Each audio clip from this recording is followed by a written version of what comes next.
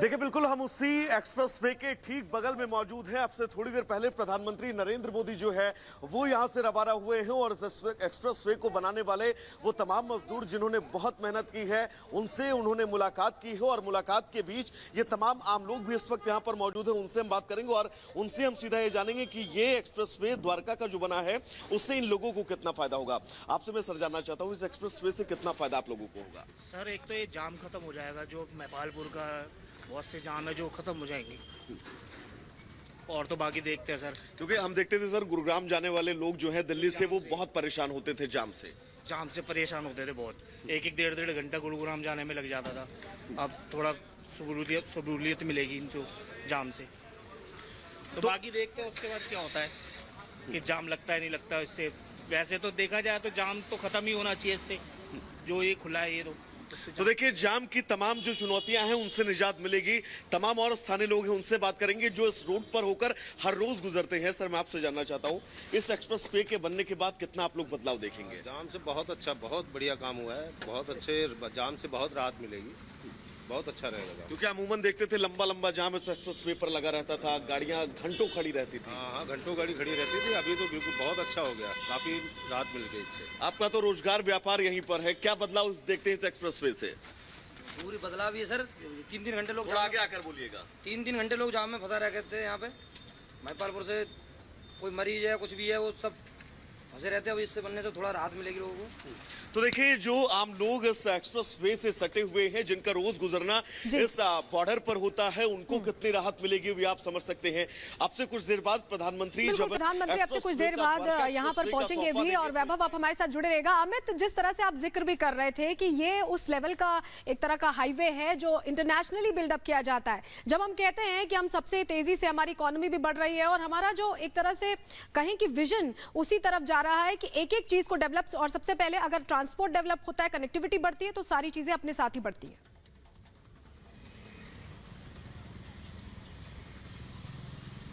बिल्कुल सलोनी, आपने जो बात कही बिल्कुल 100% सच है। तस्वीरें मेरे कैमरा पर्सन आपको दिखाएंगे।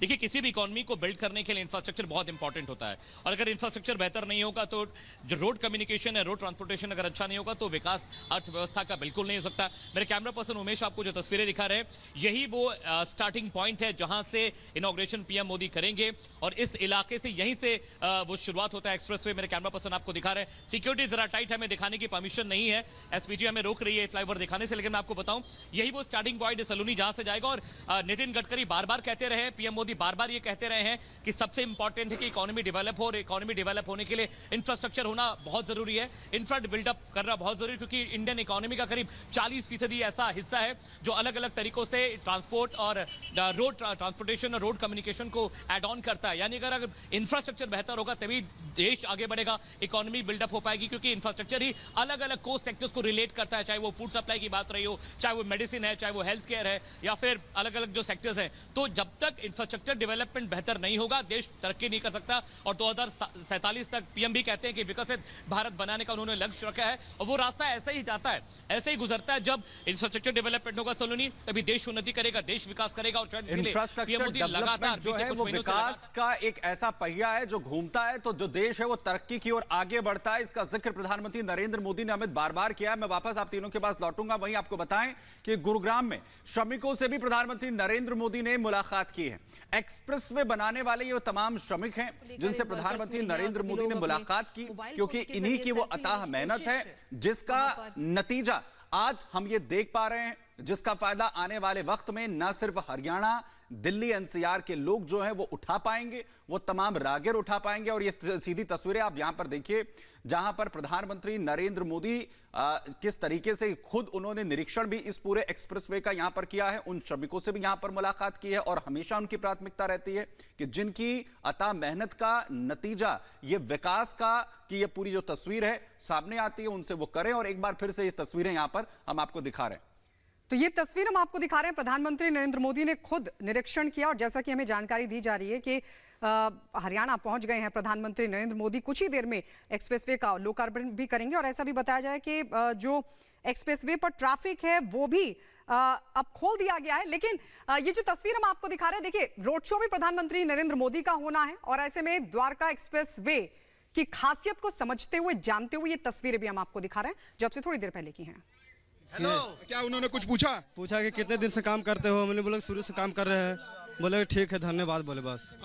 कैसा रहा मुलाकात? अच्छा रहा। कैसा लगा आप लोगों को? मिलकर बहुत अच्छा लगा सर से। जी सर। तो आपने अपने मोबाइल से फोटो भी खींचने की कोशिश की होगी? जी सर, किए। बिल्कुल। आप लोगों ने पीएम मोदी से मुलाकात की? जी सर। कैसा लगा? बहुत अच्छा लगा। अच्छा लगा, बढ़िया है। कैसा लगा पीएम मोदी से मिलके? बढ़िया लगा। कैसा लगा आपको? अच्छा है। कुछ पूछा पीएम मोदी ने? बहुत अच्छा लगा सर। कुछ पूछे भी पीएम मोदी? नहीं, यही जय श्री राम।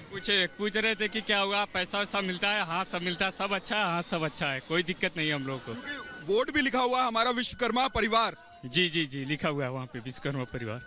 पीएम मोदी ने कहा था कुछ दिनों पहले कि पूरा देश मेरा परिवार है। हाँ वो तो है, कहा था और है भी। आज हम लोग को बहुत खुशी हुआ उनसे मिलके कि वो आए, हम लोगों से मिले, बात किए।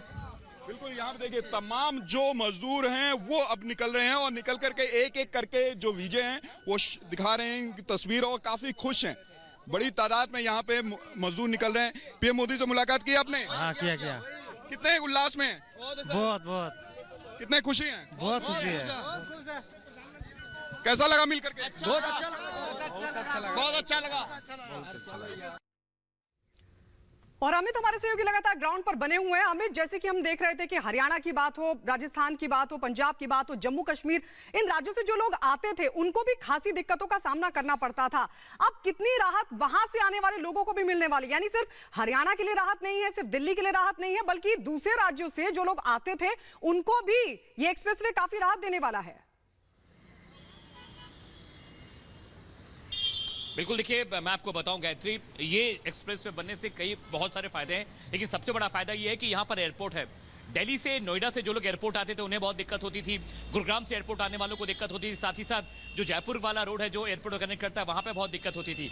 ये बनने के बाद, ये एक्सप्रेसवे बनने के बाद कम से कम एयरपोर्ट पे जो जाम लगा करता था उससे ट्रैफिक से निजात मिलेगी। आपको तस्वीरें याद होगी, सुबह सुबह जब गुरुग्राम में ट्रैफिक लगता था तो 8-8 घंटे लोग गाड़ियां फंसी रहती थी, लोग वहां रहते थे। उस ट्रैफिक की दिक्कत से लोगों को निजात मिलेगी। बहुत सारे इसमें सब कनेक्टर्स लगाए गए इस एक्सप्रेसवे पे, यानी अगर आप जा रहे हैं तो आपको अलग अलग कट से अलग अलग इलाकों को जोड़ने के लिए उससे भी एक बहुत बड़ा फायदा होगा। साथ ही साथ ये जो पूरा, चाहे वो मध्य प्रदेश का रास्ता हो जो जयपुर को जोड़ता है, चाहे जयपुर से मानेसर आते हो, हरियाणा, चंडीगढ़, मुंबई एक्सप्रेस वे वाला जो रास्ता है, उन सब रास्तों को ये एक्सप्रेसवे कनेक्ट करेगा।